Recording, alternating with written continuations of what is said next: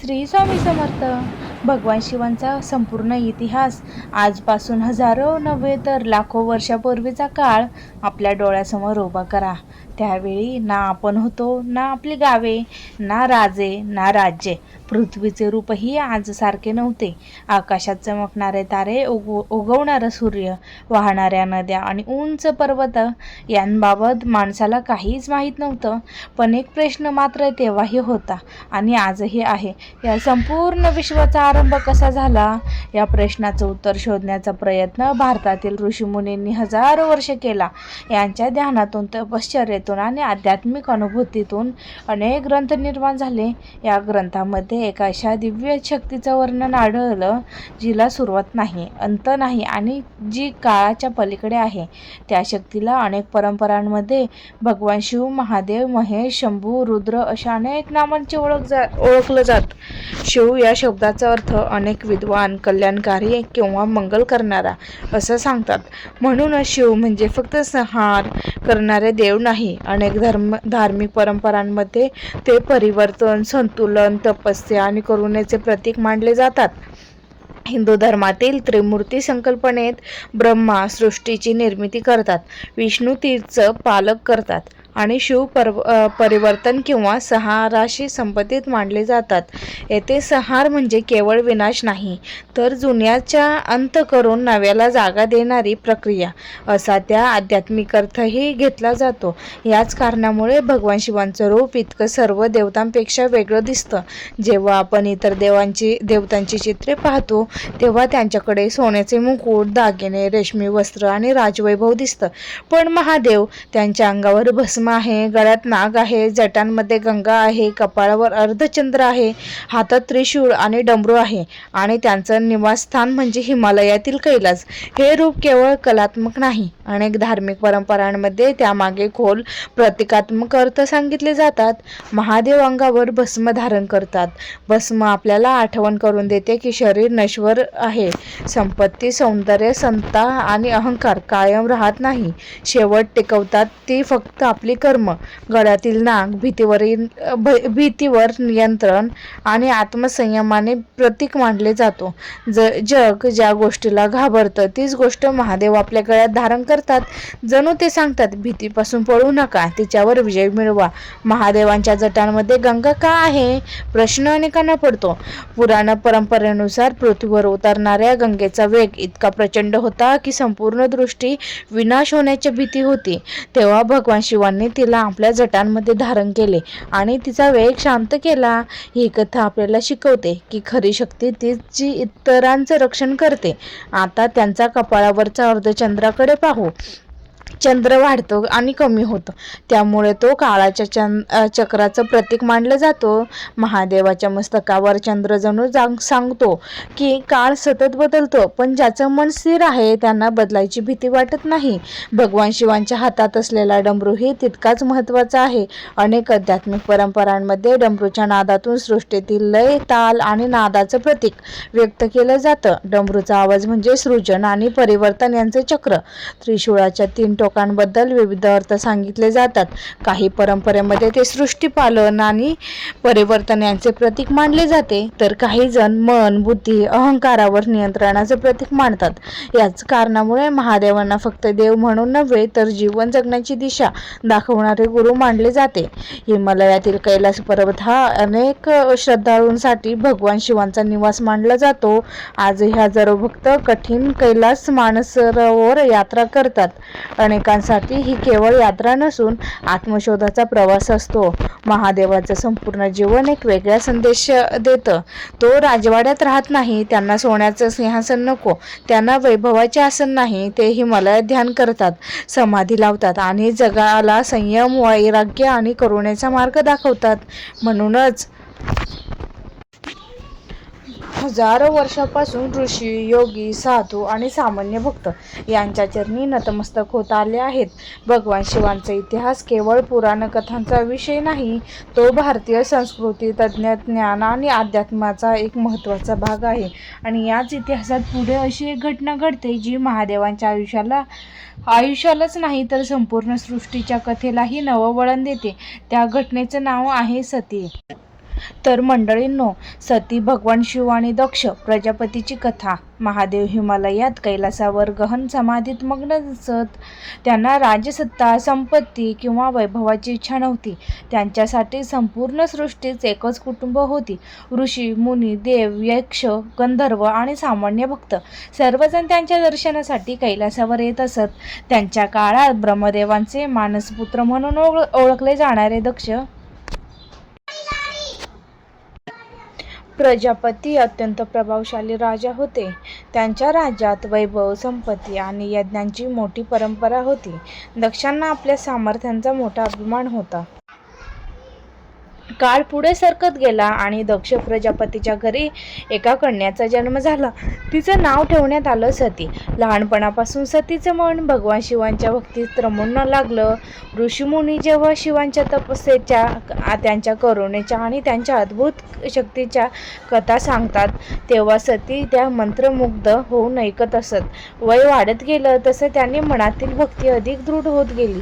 एक दिवस त्यांनी मनोमन संकल्प केला, मी विवाह करेन तर फक्त भगवान शिवांशीच. पण हा निर्णय सोपा नव्हता. दक्ष प्रजापतीचे शिव अजिबात पसंत नव्हते. त्यांना वाटत होतं की अंगावर भस्म लावणारा, गळ्यात सर्प धारण करणारा, स्मशानभूमीत ध्यान करणारा योगी त्यांच्या कन्येसाठी योग्य नाही. पण सतीचा निर्धार आढळ होता. धार्मिक परंपरेनुसार सतीने कठोर तपस्या सुरू केली. त्यांनी अनेक वर्ष उपवास, ध्यान आणि अखंड शिवनामस्मरण केलं. त्यांच्या भक्तीने अखेर भगवान शिव प्रसन्न झाले.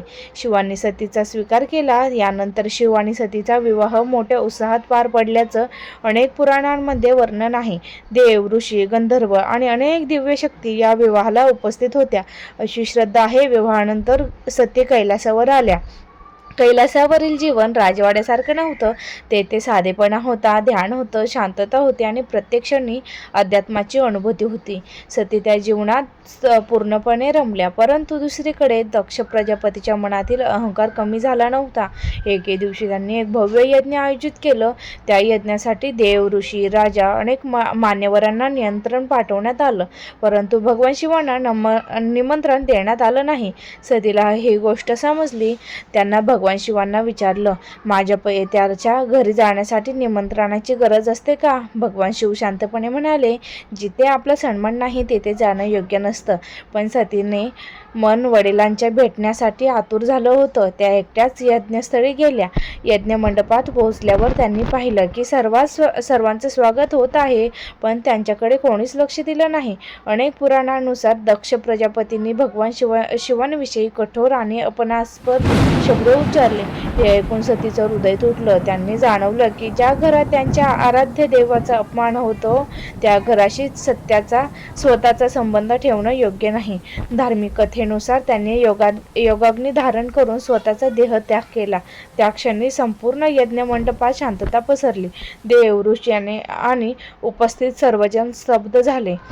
ही बातमी जेव्हा कैलासावर पोहोचली तेव्हा विश्वाचा इतिहास बदलणारी घटना घडू लागली. भगवान शिवांच्या शांत स्वरूपामागे दडलेले रौद्ररूप आता प्रकट होणार होतं. महादेवाचे रौद्ररूप, वीरभद्राचा जन्म आणि देवीची पार्वतीचे आगमन. कैलास पर्वतावर गहर समाधानी असलेल्या भगवान शिवांपर्यंत जेव्हा सतीच्या देहत्यागाची बातमी पोहोचली तेव्हा क्षणभर संपूर्ण वातावरण स्तब्ध झालं. ज्या महादेवाने कधी सुख दुःखातून भेद मांडला नव्हता त्या महादेवांच्या अंतःकरणात आज वेदना उसळली होती. धार्मिक परंपरेनुसार त्या दुःखातून त्यांच्या रौद्र रूपाचा उदय झाला. भगवान शिवांनी आपल्या जटांमधील केस पृथ्वीवर आपटला आणि त्या प्रचंड तेजातून एक दिव्य पराक्रमी योद्धा प्रकट झाला. त्याचं नाव होतं वीरभद्र. वीरभद्राच्या डोळ्यात अग्नीचं तेज होतं. त्यांच्या हातात दिव्य शस्त्र होतं आणि त्यांच्या मागे शिवगणांची विशाल सेना उभी होती. भगवान शिवांनी त्यांना एकच आदेश दिला, अहंकाराचा अंत करा. वीरभद्र वेगाने दक्ष प्रजापतीच्या यज्ञस्थळी पोहोचले. अनेक पुराणांमध्ये वर्णन येतं की त्यांच्या आगमनाने यज्ञ मंडपात भीतीचं वातावरण निर्माण झालं. वादळासारख्या वेगाने त्यांनी यज्ञ उद्ध्वस्त केलं. दक्ष प्रजापतीचा अभिमान एका क्षणात नाहीसा झाला, परंतु भगवान शिवांचा स्वभाव केवळ रौद्र नव्हता, तर करुणेचेही सागर मानले जातात. अनेक पुराणानुसार देवतांनी भगवान शिवांची क्षमा मागितल्यानंतर त्यांनी दक्षांना पुन्हा जीवनदान दिलं. ही कथा एक मोठा संदेश देते. क्रोध न्यायासाठी असावा, सुडासाठी नाही. त्यानंतर भगवान शिव सतीचा देह खांद्यावर घेऊन दुःखात संपूर्ण भूमीवर फिरू लागले, असे पुराण परंपरेत वर्णनले आहे. त्यांच्या दुःखामुळे सृष्टीचं संतुलन बिघडू लागलं. तेव्हा भगवान विष्णूंनी सुदर्शन चक्राचा उपयोग केला. आर्थिक श्रद्धेनुसार सतीच्या शरीराचे विविध अवयव भारत आणि आसपासच्या प्रदेशांतील अनेक ठिकाणी पडले. पुढे ही स्थळे शक्तिपीठे म्हणून पूजली जाऊ लागली. काळ पुढे सरकत गेला. महादेव पुन्हा कैलासावर गहन तपश्चर्येत लीन झाले. दुसरीकडे हिमालय राजा आणि राणी मेना यांच्या घरी एक कन्येचा जन्म झाला. तिचं नाव होतं पार्वती. लहानपणापासून पार्वतींना भगवान शिवांविषयी विलक्षण आकर्षण आणि भक्ती होती. ऋषीमुनींनी त्यांना सांगितले की त्या पूर्वजन्मी सती होत्या, अशी धार्मिक परंपरा सांगते. पार्वतीने मनोमन संकल्प केला, त्या भगवान शिवांनाच पती म्हणून स्वीकारतील. त्यानंतर त्यांनी अत्यंत कठोर तपश्चर्या सुरू केली. दिवस गेले, वर्ष गेले, अनेक ऋतू बदलले, पण पार्वतीचा निर्धार कधी ढळला नाही. अनेक पुराणानुसार त्यांच्या अखंड तपस्येचे भगवान शिव प्रसन्न झाले. महादेवांनी त्यांची परीक्षा घेतली, त्यांच्या भक्तीची खोली जाणून घेतली आणि अखेर पार्वतींना स्वीकारलं. त्यानंतर भगवान शिवाने देवी पार्वती यांचा दिव्य विवाह संपन्न झाला. अनेक धार्मिक ग्रंथांमध्ये या विवाहाला देव, ऋषी, गंधर्व आणि संपूर्ण सृष्टी उपस्थित होती असं वर्णन आढळतं. हा विवाह केवळ दोन व्यक्तींचा नव्हता, तो वैराग्य आणि शक्ती, तपस्या आणि प्रेम, शिव आणि शक्ती यांच्या मिलनाचं प्रतीक मानलं जातं. याच मिलनानंतर पुढे गणेश, कार्तिकेय, समुद्रमंथनातील नीलकंठाची कथा ही आणि महादेवांच्या अनेक अद्भुत लीलांचे वर्णन विविध पुराणांमध्ये पुढे येते. तर भगवान शिवांचा संदेश, भगवान शिवांचा इतिहास हा केवळ चमत्कारांचा इतिहास नाही, तो मानवाला योग्य मार्ग दाखवणारा एक आध्यात्मिक प्रवास आहे. महादेव आपल्याला शिकवतात की जीवनात कितीही मोठे संकट आलं तरी संयम सोडू नका, कितीही अपमान झाला तरी सत्याचा मार्ग सोडू नका, कितीही शक्ती मिळाली तरी अहंकाराला कधीही स्थान देऊ नका. भगवान शिव राजवाड्यात राहिले नाहीत, पण आज जगातील सर्वात जास्त पूजल्या जाणाऱ्या दैवतांपैकी एक आहेत. त्यांनी संपत्तीपेक्षा समाधी निवडली, सत्तेपेक्षा शांतता निवडली आणि स्वतःच्या सुखापेक्षा संपूर्ण सृष्टीचं कल्याण निवडलं. म्हणून त्यांना महादेव म्हटलं जातं. त्यांच्या अंगावरील भस्म आपल्याला आठवण करून देतं की प्रत्येक माणूस समान आहे. गळ्यातील नाग सांगतो की भीतीवर विजय मिळवा. जटांतील गंगा शिकवते की शक्तीचा उपयोग इतरांच्या रक्षणासाठी करा. त्रिशूळ सांगतो की मन, बुद्धी आणि अहंकार यांच्यातील संतुलन ठेवा.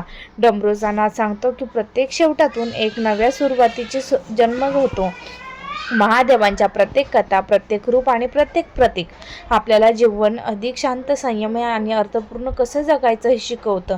आजही हिमालयात कैलासाकडे पाहिलं की असंख्य भक्तांच्या मनात एकच भावना जागृत होते, श्रद्धा. महादेवाची पूजा केवळ मंदिरात जाऊन केली जात नाही. सत्य बोलणं, दुसऱ्याची मदत करणं, स्वतःच्या मनावर विजय मिळवणं आणि कोणत्याही परिस्थितीत धर्म, करुणा आणि प्रामाणिकपणा जपणं हेच महादेवांची खरी उपासना मानली जाते. शेवटी एवढंच की जर तुमच्या मनातील कधी दुःख, भीती किंवा संभ्रम निर्माण झाला तर एक शांतपणे डोळे मिटा आणि मनापासून हा मंत्र म्हणा, ओम नमः शिवाय. अनेक भक्तांच्या श्रद्धेनुसार या मंत्राचा जप मनाला शांतता, धैर्य, सकारात्मक देतो. याच विश्वासासह आपण भगवान शिवांना वंदन करूया. हर हर महादेव. ओम नमः शिवाय.